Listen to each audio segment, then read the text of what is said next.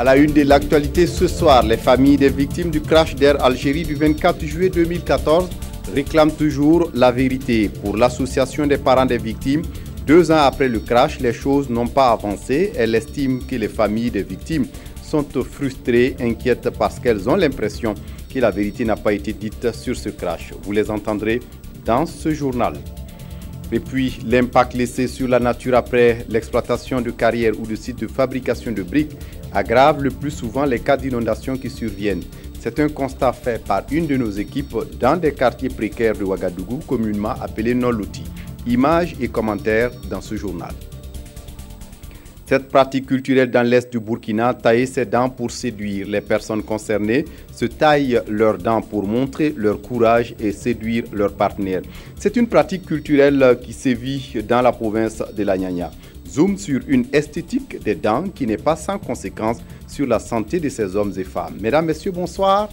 Ravi de vous retrouver. Les familles des victimes du crash d'Air Algérie du 24 juillet 2014 réclament toujours la vérité sur l'accident. C'était ce matin à l'occasion d'une cérémonie de dépôt des gerbes pour Maître Alidou Ouedraogo, président de l'association des parents des victimes. 2 ans après le crash, les choses n'ont pas avancé. Il estime que les familles des victimes sont frustrées, inquiètes parce qu'elles ont l'impression que la vérité n'a pas été dite sur ce crash. On fait le point avec Frédéric Etienne Bassenga. C'est l'un de ces jours où les silences et les regards en disent bien plus long que des mots.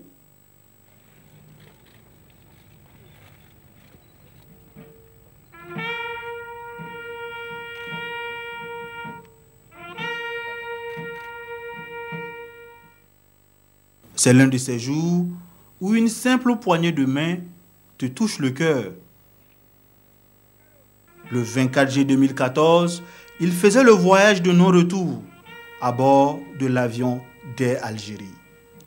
Ce matin au cimetière de Gounguin, 2 années après, jour pour jour, l'émotion était toujours là. Je souhaite vraiment qu'ils reposent tous en paix. Toutes les victimes du crash, qu'ils reposent en paix. Hier déjà, les parents des victimes se sont retrouvés dans le cadre d'une veillée pour prier pour le repos de l'âme de leurs disparus. Après le dépôt de gerbes au cimetière de Gounguin, les parents des victimes se sont retrouvés dans un autre cadre pour une assemblée générale.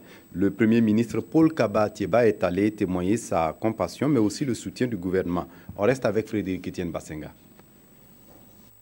Le gouvernement burkinabé au soutien des familles endeuillées par le crash de l'avion d'Air Algérie dans la nuit du 24 juillet 2014. À cette assemblée générale organisée par l'association des parents des victimes, Paul Kaba Thieba est allé passer le message de l'exécutif. Le gouvernement reste aux côtés des familles éplorées.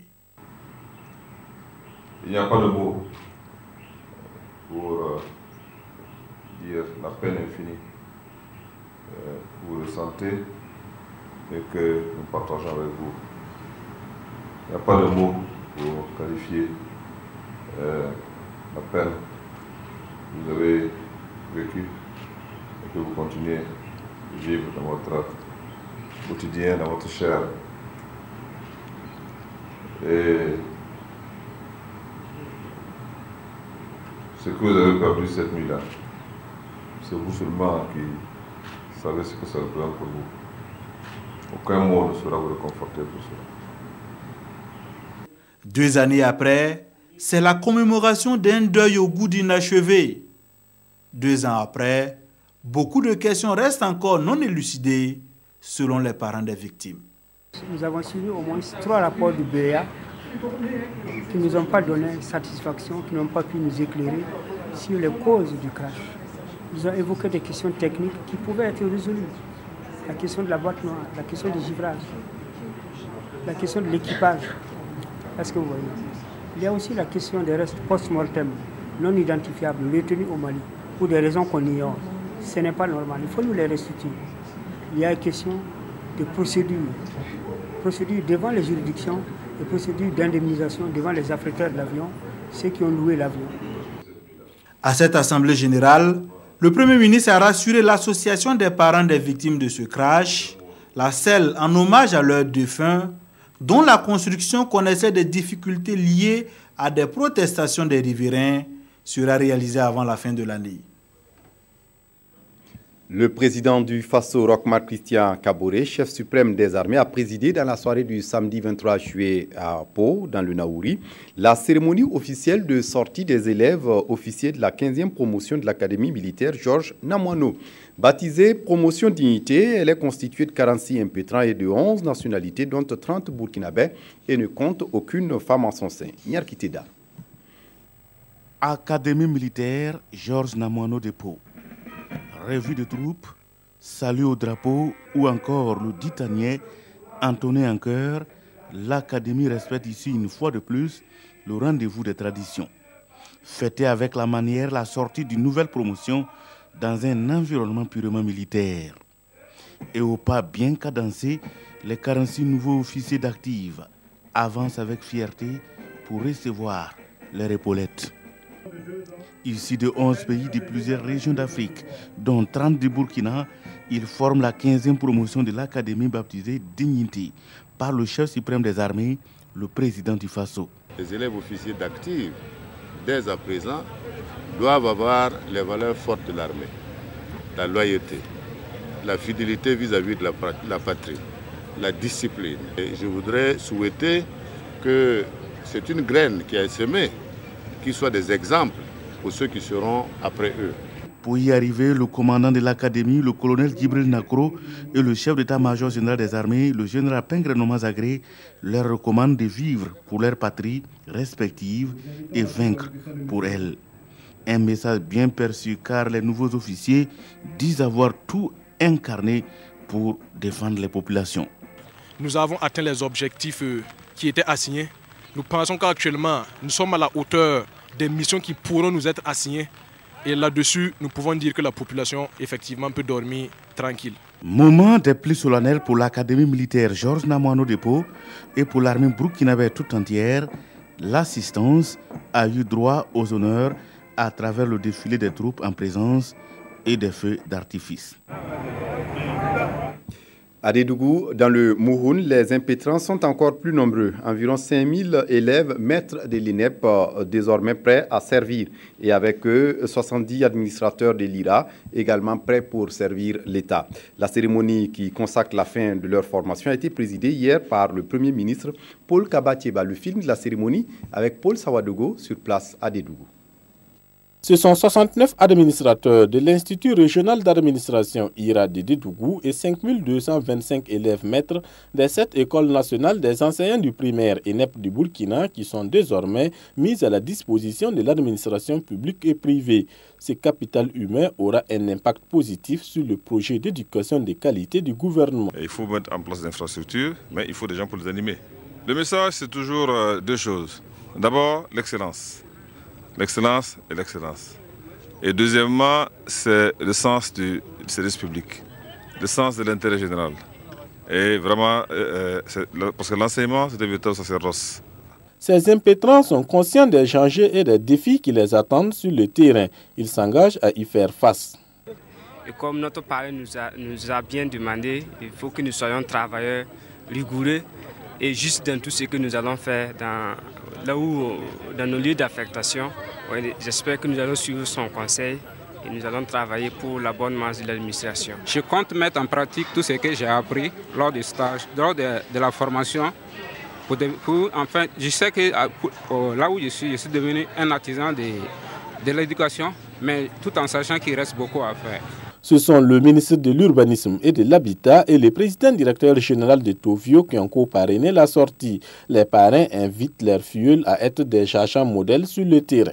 J'invite mes filleuls à mesurer toute la charge qui est la leur au moment où ils s'apprêtent à embrasser la vie professionnelle. L'engagement, la disponibilité, l'ardeur au travail et la satisfaction des besoins et des attentes des populations en matière d'administration publique. Au cours de la cérémonie, les majors de promotion de l'IRA et des 7 ENEP ont été récompensés. Fonctionnel depuis 3 ans, l'ENEP de Dédougou a été aussi inauguré. Profitant de son séjour à Dédougou, le Premier ministre Paul Kaba Thieba s'est entretenu avec les forces vives de la région de la boucle du Mohun. Des échanges qui ont porté sur des problèmes que vivent les populations dans cette partie du Burkina, entre autres les problèmes de voirie, de santé, mais aussi de commerce. Le point est avec Paul Sawadogo. S'imprégner des préoccupations de la région de la boucle du Mohun afin de trouver des solutions, c'est l'objectif visé à travers cette rencontre entre le Premier ministre et les forces vives de la région. Sans langue de bois, les différentes couches sociales ont exposé leurs préoccupations, des préoccupations d'ordre économique et social. Assisté par des membres du gouvernement, le Premier ministre a donné des réponses aux différentes préoccupations et salué la volonté de dialogue des forces vives de la boucle du Mohun. C'est des problèmes d'infrastructure routière, des problèmes d'infrastructure de santé. Ce sont des problèmes également d'infrastructure de commerce, des marchés. Et c'est des problèmes entre éleveurs et entre agriculteurs. Voilà, ce sont des problèmes de région et nous avons essayé d'échanger ensemble pour essayer donc de trouver des solutions à ces problèmes-là. Et chaque fois qu'il était possible, on a essayé d'apporter les réponses appropriées. Mais ce qui est important, c'est le dialogue. C'est la confiance qu'il y a entre les forces vives et le gouvernement. Et c'est ça qui me plaît le plus.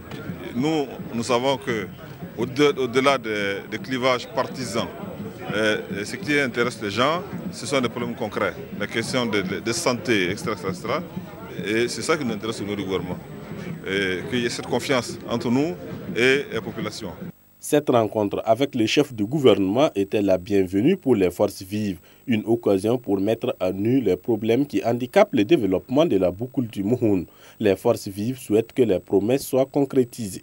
Cette rencontre est la bienvenue dans la mesure où elle nous a permis vraiment de revenir sur les préoccupations de la boucle du Mohun. Il y a des promesses qui ont été faites. On attend de voir.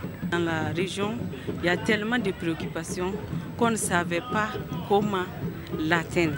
Comme lui-même il s'est déplacé, il est venu, ça nous a vraiment plu et ça a été une occasion pour nous exprimer.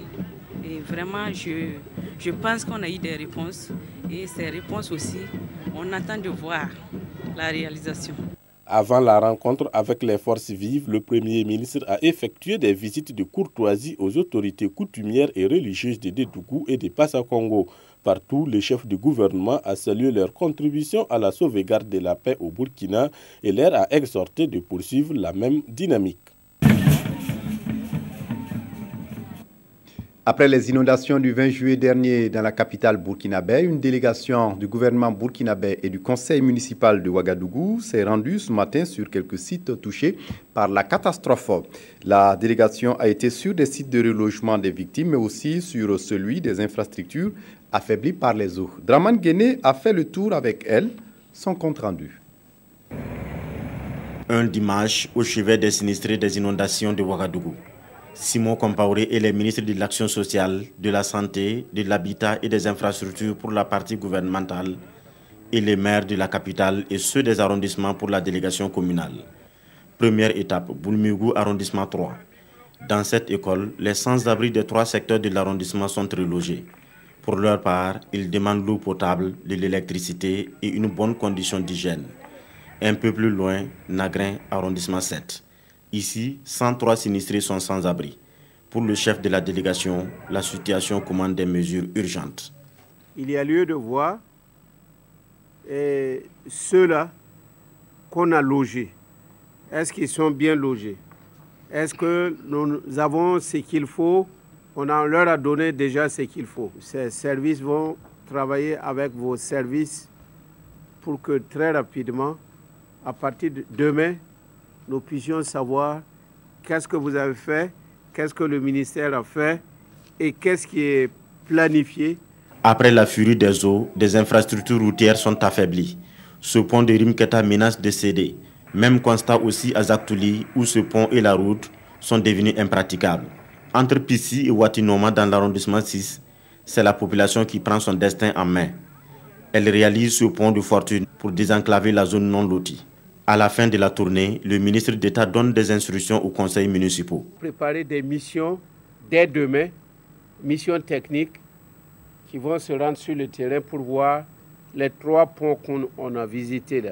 Faire les évaluations, voir quel type d'action il faut entreprendre tout de suite, action immédiate, éviter que ces infrastructures-là ne soient complètement emportées, action à court terme pour ce qui est de certaines mesures beaucoup plus lourdes à mettre en œuvre.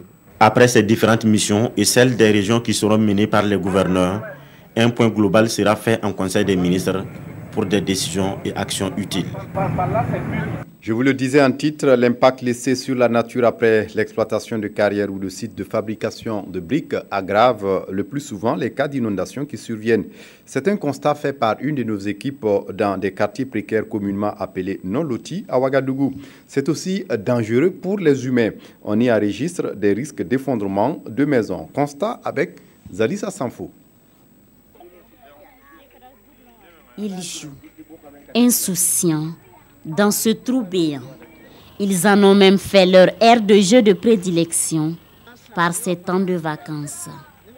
Pourtant, chaque faux pas peut leur être fatal.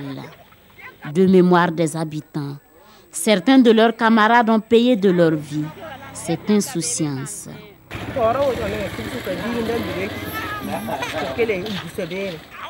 Juste derrière ici, un enfant est mort rien que le mois passé. Un autre enfant, en poursuivant un oiseau sans regarder, il est tombé ici et il n'est plus jamais ressorti. C'est une période que nous craignons beaucoup.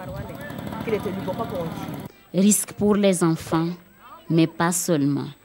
Passants et autres riverains ne sont pas en sécurité. Qui parierait cher que les habitants de cette cour passeront cette saison pluvieuse sans être des sinistrés. On a beaucoup de problèmes avec les trous là. Voilà, ça casse souvent ça casse, ça tombe avec des gens souvent. Et puis souvent il y a des gens qui ratent la voie là même pour tomber dedans. Un vaste chantier de risques, creusé par des briquetiers et autres chercheurs de sable que nous ne trouverons pas en action. La saison des pluies n'étant pas propice à l'activité. Mais ils ne sont pas bien loin, prêts à descendre dans ces profondeurs pour un éventuel client. Je sais très bien que c'est très risquant, mais pour survivre, je dois y aller. C'est dangereux, mais je n'ai pas le choix. Il faut bien assurer sa pitance quotidienne. Assurer sa pitance quotidienne. Un principe qui, ici au cimetière de Tabtenga, repousse un peu les limites de la moralité. Le cimetière baigne dans l'eau. En plein cimetière, ils ont creusé jusqu'à en faire une rivière. Et même quand l'eau submerge les tombes, ils creusent encore.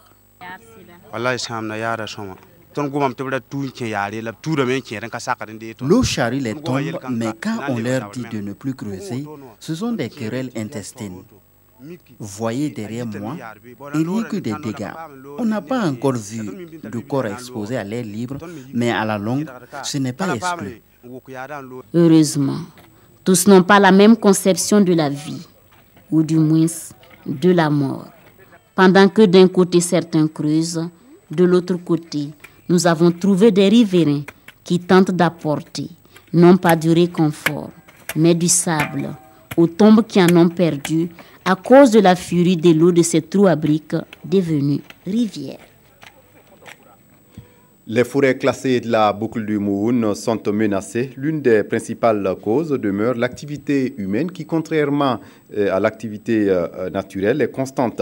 Et pourtant, ces forêts constituent une protection naturelle du fleuve Mouhoun. Malgré la sensibilisation, la pression est inquiétante. Sur place, à Dédougou, les explications de Paul Sawadogo. La boucle du Mouhoun possède au total 13 forêts classées. Toutes ces forêts longent le fleuve Mouhoun. Mais ces dernières années, cette bande de végétation classée entre 1935 et 1940 est sérieusement menacée. La situation actuelle au niveau de ces forêts est alarmante. L'exploitation du bois il y a cette pression également, l'envie de cultiver. Donc vous trouverez qu'il y a des champs à l'intérieur. Le paillage traditionnel également qui est là, le surpâturage et même le package. Le bornage de ces forêts classées a été revu en 2002 à cause des occupations anarchiques de la population. Et la plupart de ces forêts classées ont perdu presque la moitié de leur superficie. Autant de menaces et les conséquences sont énormes. Bon, parce qu'ils sont là depuis des années. Il y en a qui sont nés ici, comme le vieux a dit. C'est Kako en tout cas, c'est une forêt. Les gens en tout cas, ils ne sont pas prêts pour quitter le village. C'est l'usine qui a fait amener les gens. Donc l'usine est partie les laisser ici. Il faut aussi dire qu'il y a un laxisme, parce que je me dis que si effectivement les gens arrivaient à surveiller véritablement, c'est clair qu'on devrait pouvoir déceler ce type qui est installé à l'intérieur. Bon, mais il y a aussi un problème de moyens. Et le monde est menacé parce que c'est l'ensablement.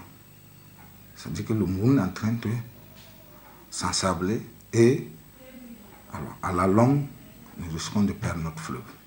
Pour contrer ces fléaux, de nombreux projets et organisations non gouvernementales ONG accompagnent l'État par des sensibilisations et d'autres actions sur le terrain. Quand les populations vont comprendre que c'est parce que ces forêts-là sont là, que ces projets viennent pour les aider, si les forêts n'étaient pas là, c'est clair que ces projets n'allaient pas venir. Je crois que c'est cette approche aujourd'hui qui va nous permettre de récupérer tant soit peu nos forêts. Avec une couverture végétale de 14% sur sa superficie totale, le Burkina Faso est en dessous de la norme internationale qui est de 30%. Une des conséquences de la déforestation, le Sahel et la désertification. Et pour l'initiative Muraille Verte et les acteurs locaux, on peut reverdir le Sahel et le désert. Il s'agit de récupérer des terres arides, mais aussi de renforcer la résilience des communautés qui vivent dans ces régions. Des journalistes ont été invités cette semaine à se rendre dans le Sahel du Burkina Faso pour constater ce qui est fait sur place. Tanga Robert Kafando. Une forêt au beau milieu du désert.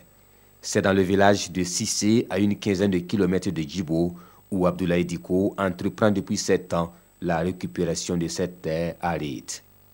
La méthode appelée mise en défense consiste à clôturer un espace d'au moins 3 hectares et y pratiquer d'autres techniques telles que le zaï, les scarifications à l'aide de la charrue Delfino et les cordons pierreux sous la supervision du partenaire l'ONG Tipalga qui les accompagne depuis des années.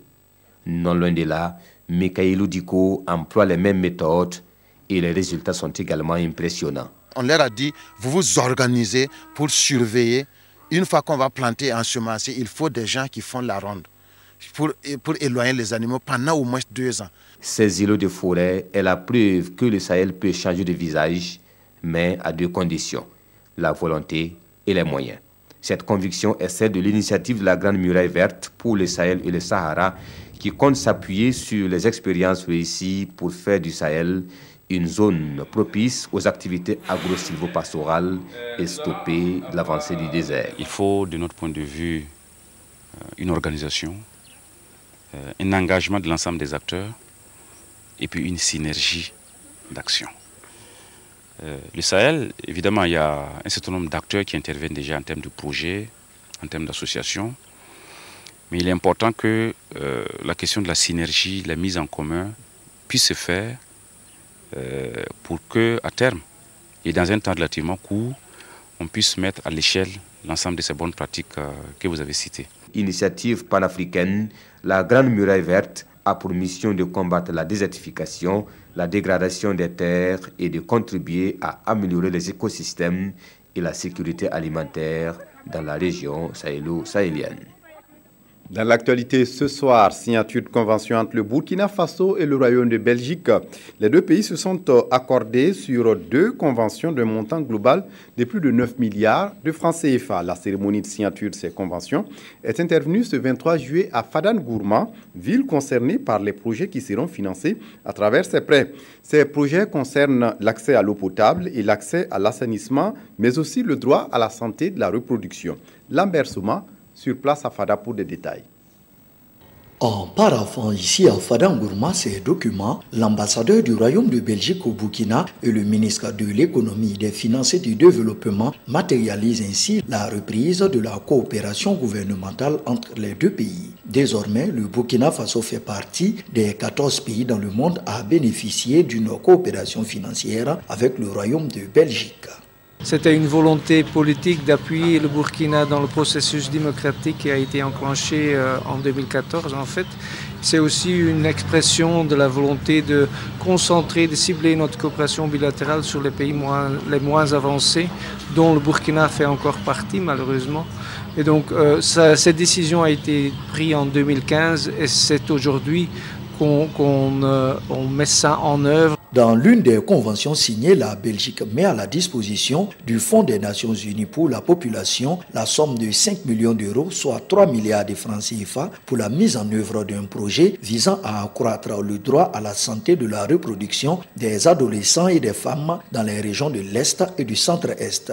D'un coût global de 6,5 milliards de francs CFA, l'autre signature de convention de financement est pour la mise en œuvre du projet d'appui au droit à l'accès à l'eau potable et à l'assainissement de la ville de Fadangourma qui souffre d'un manque d'infrastructures dans ce domaine. Il y aura un nouveau château d'eau qui va être construit. Ensuite, le maillage à l'intérieur de la ville va s'améliorer avec davantage de fontaines, de branchements d'eau à domicile dans les familles.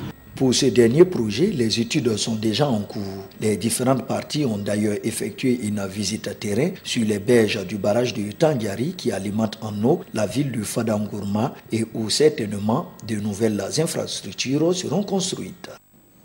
Le ministre en charge des Transports du Burkina rencontre son homologue du Togo pour échanger sur des dispositions de l'UEMOA, notamment sur les limitations de charges transportables par catégorie de véhicules. Il s'est agi de voir comment harmoniser les pratiques des deux pays. On fait le point avec Ismaël Diloma, Sirima. Le Togo et le Burkina Faso veulent harmoniser leurs positions pour une meilleure application du règlement 14 de l'UEMOA. Le règlement 14 se veut un moyen pour amener les transporteurs routiers à respecter les tonnages en fonction des catégories de camions. Ça y va de la survie de nos économies. Nous faisons des routes pour 15-10 ans, mais en 5 ans, ces routes sont dégradées parce que les camions ne respectent pas les tonnages qu'il faut, les poids qu'il faut pour utiliser ces chaussées-là.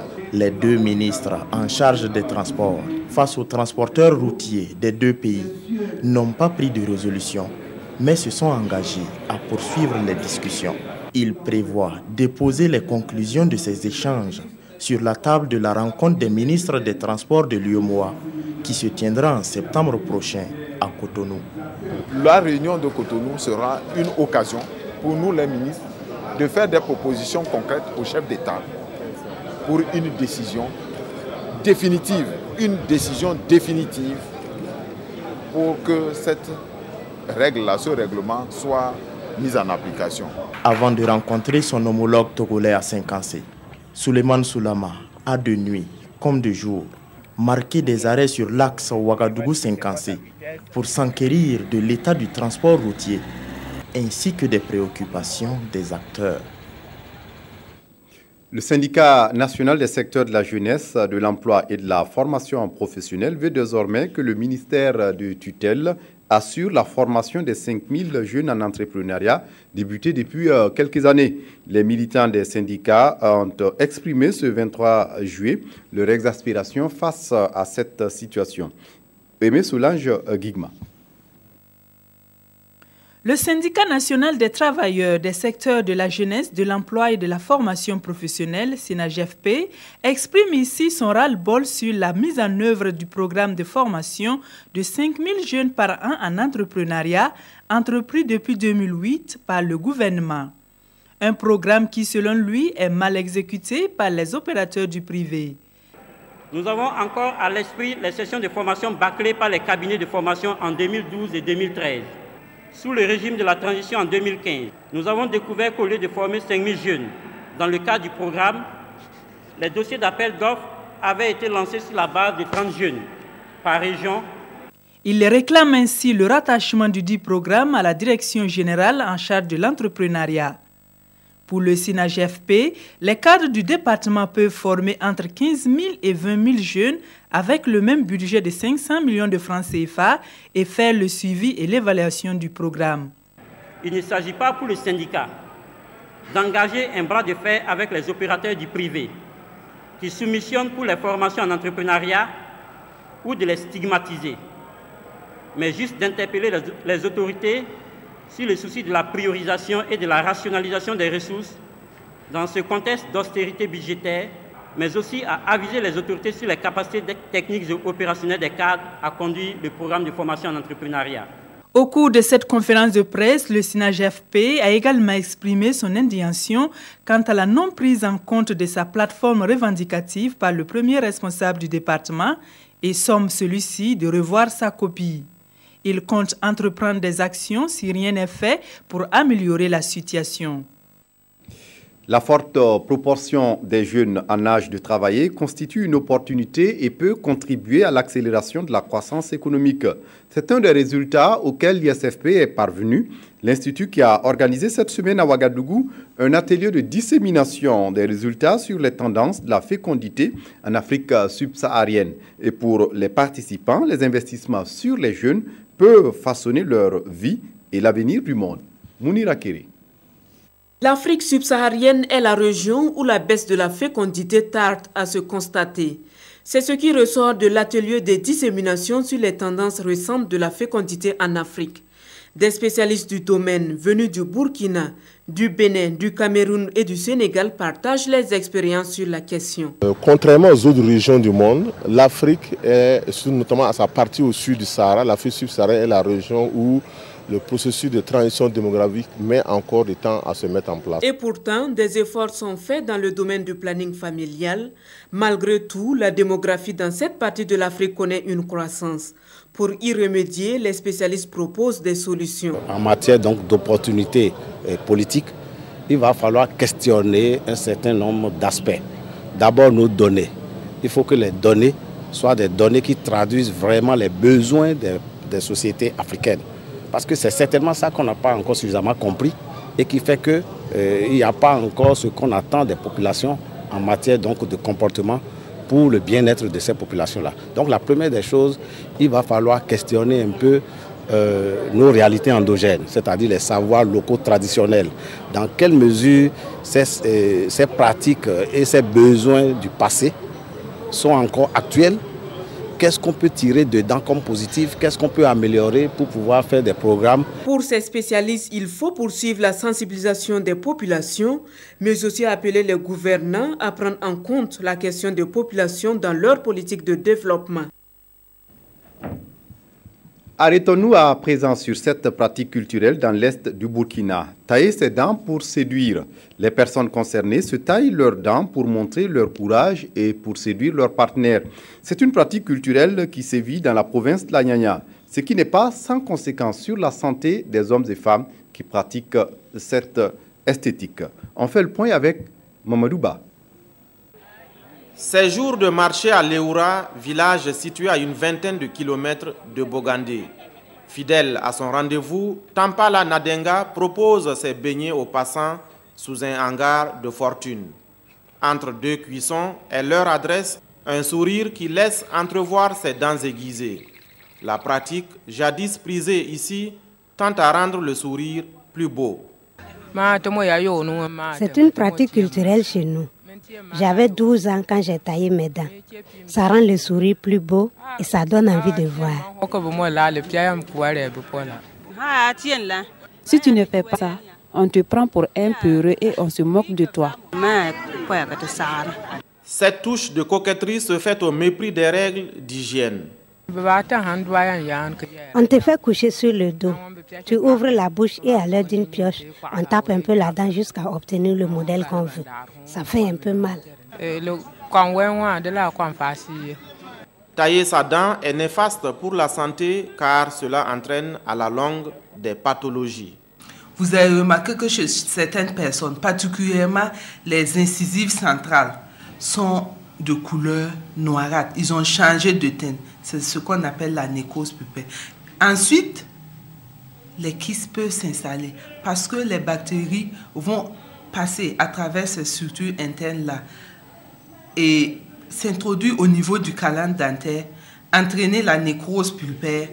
Mais cette nécrose, lorsque les dents ne sont pas traitées, les bactéries vont continuer leur progression et entraîner des granulomes, des kystes et même des cellulites. Des complications traitées souvent chez certains patients admis au centre hospitalier régional de Fadangourma. Sinon, il y a des gens qui viennent ici avec des mortifications pulpaires. Ça veut dire la pulpe est atteinte et la dent meurt. Et, ça change de couleur. Et ensuite, il y a les abcès dentaires, dits à l'infection même de la dent taillée. Tailler sa dent donne un sourire disgracieux selon les dentistes. La pratique est de nos jours en voie de disparition avec la nouvelle génération. De l'est du Burkina, direction l'ouest, dans la commune de Orodara, artistes et promoteurs culturels se donnent la main pour promouvoir l'art du récit. Avec comme source d'inspiration première les éléments de la nature, ces acteurs culturels veulent apporter un plus à la culture africaine via les contes, le poème et le slam. Véritable temple du savoir, le musée de la parole de Orodara laisse libre cours à l'imagination. Ces promoteurs veulent le comprendre et expliquer le langage de la nature, car pour eux, la nature, à travers ses différents éléments, nous parle. Et pour notre part, on écoute Kaduro Menki. Du bois, taillé sous diverses formes, un véritable chef-d'œuvre avec comme auteur les termites. L'art des termites, c'est la passion de Moussa Ouattara. D'autres croient que c'est de la folie. Ce n'est pas de la folie, c'est une sensation.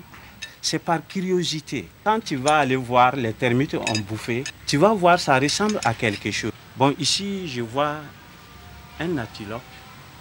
Ici, je vois un homme. Donc, ça peut parler de la protection de l'environnement. Cette femme, elle demande la planification. Quand vous allez voir, elle est enceinte et elle porte des enfants partout. Donc, c'est pour cela qu'elle crie comme ça. C'est une charge pour la société, pour la femme. Nous sommes au CCIDS, le Centre culturel d'intégration et de développement social. Un centre qui fait la promotion de l'art oratoire, d'où l'appellation Musée de la parole. Un musée où l'on essaye de comprendre les éléments de la nature. Ces pierres ont été ramassées dans l'objectif de faire la fondation de cette maison. Mais à un moment donné, j'ai commencé à voir des images. Et bon, il faut en faire une exposition. Cette pierre qui est là, elle représente les 3 étapes de la vie. À l'enfance, on a la terre. À la terre, il y a beaucoup de poids sur nous. Comme vous voyez ici, il y a beaucoup de poids sur nous. Et on arrive à grandir, bien sûr, en Afrique, je suis dans le contexte africain, on arrive à grandir avec ce poids. On grandit avec ce poids, on tend à la jeunesse. Voilà. À ce moment, on pense que tout nous est permis. On veut décrocher même le ciel. Mais à un moment donné, avec l'âge, beaucoup de choses commencent à se dire sur nous, à l'image de la meule. Parce que quand vous prenez la meule, il y a beaucoup de choses qui s'écrasent sur elle, mais elle supporte quand même. Donc c'est les 3 étapes de la vie. Et là, ça représente carrément la vieillesse, la sagesse. Demande à l'homme de se rabaisser et de supporter beaucoup. Donc voilà aussi un symbole. Et de part et d'autre, voilà, les arbres que vous voyez, c'est le triste constat. L'homme, c'est la destruction. Le CCIDS, un temple du savoir, selon ses membres qui sont majoritairement des élèves.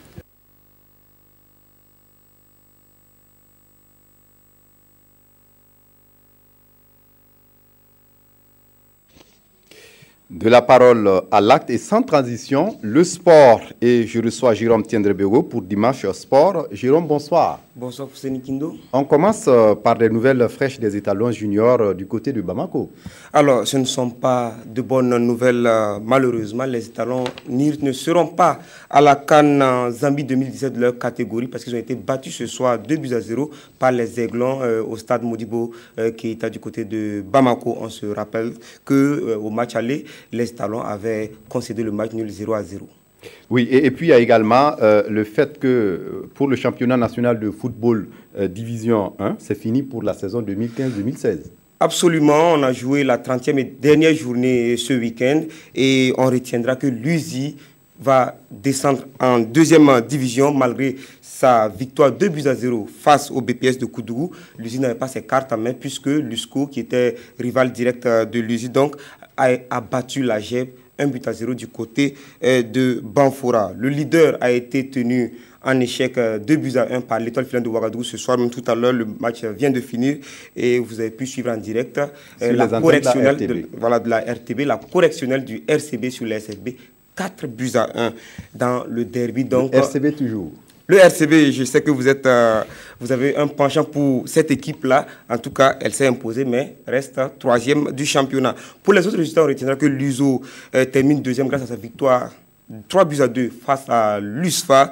Malgré sa défaite, face à l'AS Sonabel, l'ASFA reste quatrième devant le Santos qui concède un match nul, un but partout devant Majestic.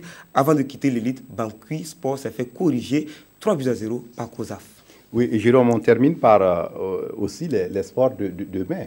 Et là, on commence par le handball avec l'AS Douane qui a battu l'AS Onea en senior dame pour être champion de la saison. Donc c'est en messieurs. L'AS Onea s'est vengé chez les dames en battant la Lonabé Handball Club 23-21 chez les dames. Donc ces deux équipes vont représenter le Burkina Faso aux 38e Jeux africains,